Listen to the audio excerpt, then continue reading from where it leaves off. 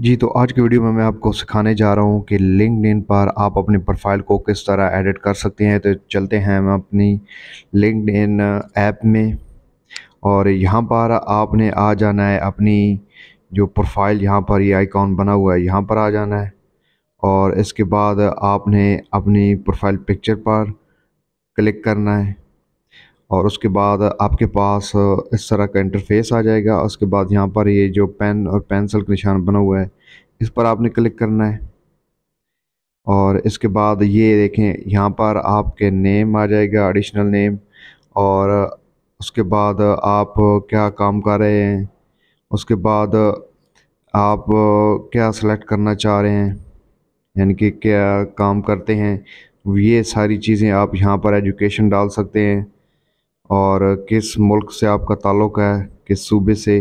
तो ये सारी चीज़ें आप यहाँ पर इजीली आप इंटर कर सकते हैं। तो लिंक्डइन प्रोफाइल को इस तरह एडिट किया जाता है। तो हमारे दीगर सोशल मीडिया अकाउंट्स को भी ज़रूर फॉलो कीजिए, जिनका लिंक डिस्क्रिप्शन में दिया जा रहा है। मज़ीद इन्फॉर्मेटिव वीडियो के लिए खान टेक्निकल स्कूल को देखते रहिए। अल्लाह ने के बाद।